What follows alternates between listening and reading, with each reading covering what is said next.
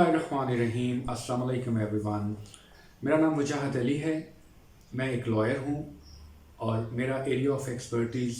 Human rights law है। और human rights law के अंदर बच्चों के हकूक़ की और ख़वातीन के हकूक़ की हिफाजत जो है वो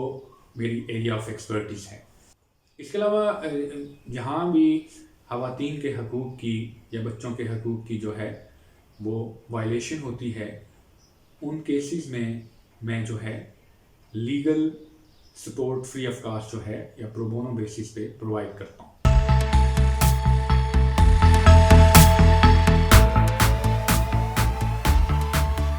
आज मैं आपको जो है डोमेस्टिक वायलेंस के बारे में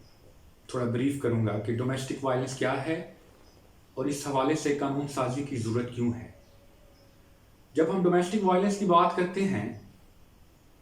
तो इसके अल्फाज से हमें ऐसे लगता है कि ये इस किस्म का वायलेंस है जो घर के अंदर जो है कमिट किया जाता है। तो वायलेंस किस किस्म का हो सकता है? कोई भी ऐसा एक्ट, ओमिशन, कमीशन और कंडक्ट जिसकी वजह से किसी बंदे की फिजिकल, इमोशनल, साइकोलॉजिकल या इकोनॉमिक जो है वो एब्यूज कमिट हो, वो वायलेंस की डेफिनेशन में आएगी। इसके साथ साथ जो है और डिफरेंट किस्म के एब्यूजेस भी जो है वो कमिट अगर होती हैं तो वो भी वायलेंस की डेफिनेशन में आएंगी, जैसे कि threatening, slapping, sexual violence, kicking, punching, shouting, ये सारी भी जो है ये कॉमन फॉर्म जो है एब्यूज की हैं। और इसके साथ जब डोमेस्टिक का वर्ड यूज कर दिया जाता है तो इसका मतलब है कि ये ऐसा वायलेंस है जो घर के अंदर जो है कमिट किया जाता है। और इस वायलेंस की सबसे ज्यादा शिकार ख़वातीन और लड़कियां होती हैं। ये लॉ आज से 2 साल पहले 2018 में केपी असेंबली में एज अ बिल पेश किया गया। उसको 2 साल का एक लंबा अरसा लगा इसको एक प्रॉपर लॉ बनने में, और बिला आखिर जो है केपी असेंबली ने इस लॉ को जनवरी में एज एन एक्ट पास कर दिया। इस लॉ की क्या खसूसियात हैं और ये कैसे ख़वातीन और बच्चियों को डोमेस्टिक वायलेंस से बचाता है, वो मैं थोड़ा आपको एक्सप्लेन करता हूँ। बेसिकली जब हम डोमेस्टिक वायलेंस की बात करते हैं तो इसका मतलब ये है कि ऐसा वायलेंस जो घर के अंदर कमिट किया जाता है। और इस लॉ के तहत वायलेंस को ऐसे डिफाइन किया गया है, कोई भी ऐसा एक्ट, ओमिशन, कमीशन और कंडक्ट जिसकी वजह से ख़वातीन की या बच्चियों की फिजिकल, साइकोलॉजिकल, इमोशनल या इकोनॉमिक एब्यूज कमिट हो, वो वायलेंस की डेफिनेशन में आएगा।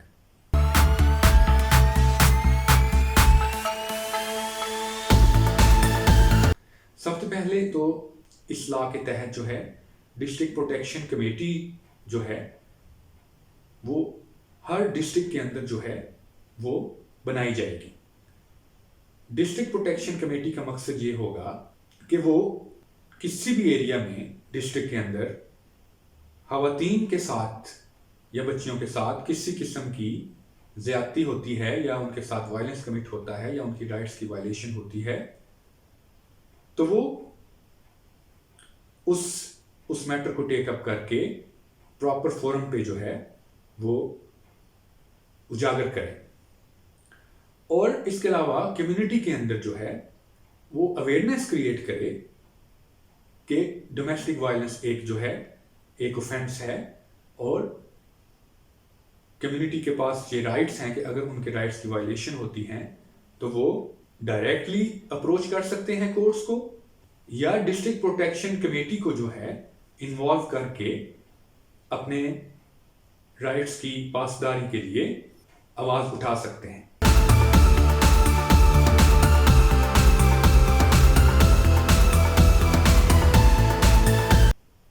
कोई भी खातून,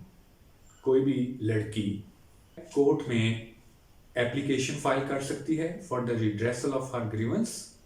और डिस्ट्रिक्ट प्रोटेक्शन कमेटी को अप्रोच कर सकती है कि उसकी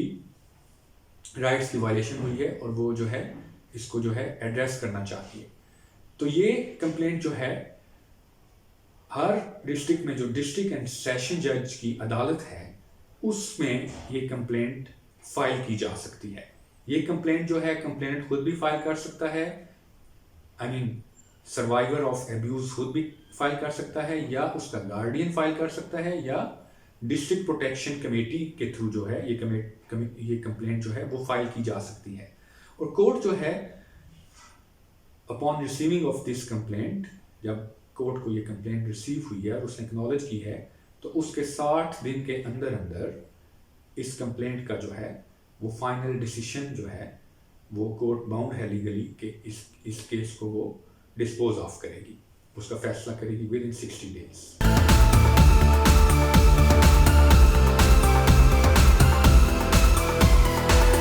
इस लॉ के तहत जो सजा तजवीज की गई है वो मिनिमम 1 साल से लेकर मैक्सिमम 5 साल तक इम्प्रिजनमेंट है, प्लस इसके साथ जो है उसको इजाफी फाइन भी किया जा सकता है,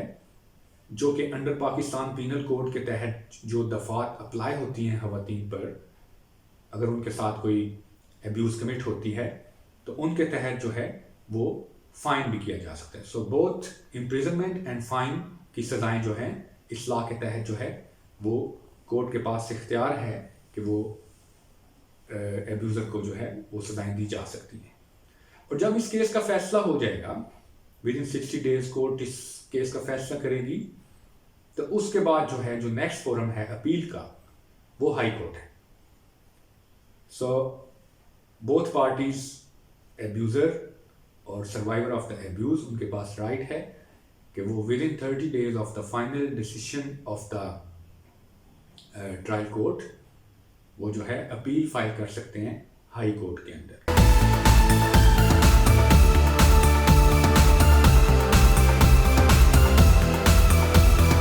डिस्ट्रिक्ट प्रोटेक्शन कमेटी के जो मेंबरान होंगे वो टोटल 12 बंदे होंगे, जिसका चेयरमैन जो होगा वो district coordination officer of the district होगा। उसके अलावा डिस्ट्रिक्ट ऑफिसर हेल्थ होगा, उसके अलावा डिस्ट्रिक्ट ऑफिसर सोशल वेलफेयर इसका मेंबर होगा, डिस्ट्रिक्ट पुलिस ऑफिसर इसका मेंबर होगा, डिस्ट्रिक्ट पब्लिक प्रोसिक्यूटर इसका मेंबर होगा, any female government officer not below the rank of 17th grade वो इसका मेंबर होगा, 2 members from the civil society वो इसके मेंबर्स होंगे जो कि उस एरिया में रिजाइड करते हैं जहां पे ये डिस्ट्रिक्ट प्रोटेक्शन कमेटी कायम की गई है। District Khatib of the district इसका मेंबर होगा, 1 गायनेकोलॉजिस्ट इसकी मेंबर होगी और 1 साइकोलॉजिस्ट इसका मेंबर होगा, और 1 मेंबर इसका जो बाय डिफॉल्ट जो है इसका मेंबर होगा वो chairman of the district committee on the status of women जो बंदा होगा वो इसका मेंबर होगा और इसका सेक्रेटरी भी होगा।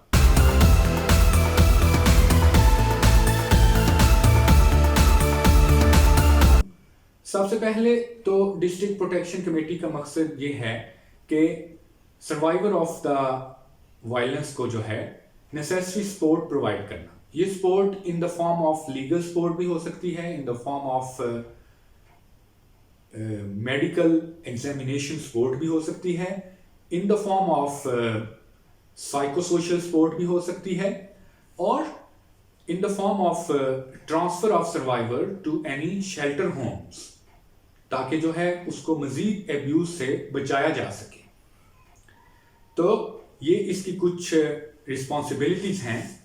डिस्ट्रिक्ट प्रोटेक्शन कमेटी की, और ये अपनी रिस्पॉन्सिबिलिटीज जो है वो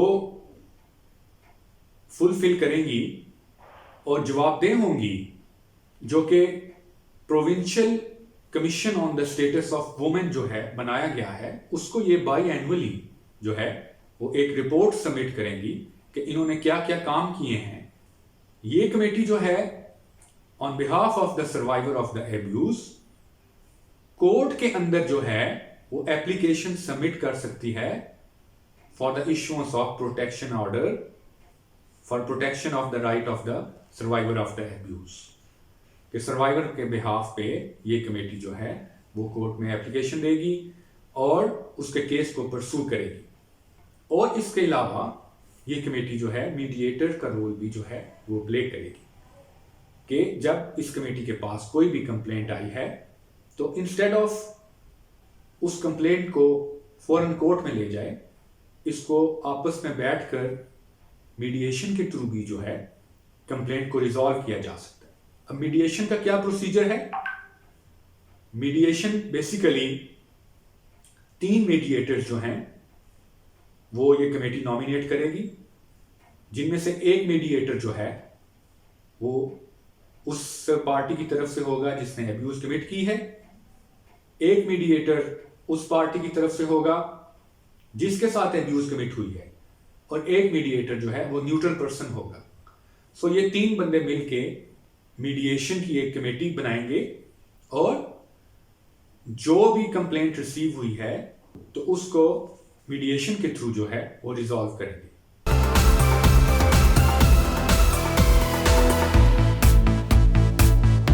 एक खामी ये है इस कानून में कि ये कानून सिर्फ खवातीन को और बच्चियों को एड्रेस करता है। इसमें जो है जो कंप्लेनेंट को डिफाइन किया गया है कि any women of any as वो कंप्लेंट फाइल कर सकती है, लेकिन डोमेस्टिक वायलेंस तो किसी बंदे के साथ भी कमिट किया जा सकता है। उसमें एक एल्डरली बंदे के साथ भी डोमेस्टिक वायलेंस कमिट हो सकता है, एक चाइल्ड के साथ भी, मेल चाइल्ड फीमेल चाइल्ड दोनों के साथ कमिट हो सकता है, या एक एडल्ट के साथ भी कमिट किया जा सकता है।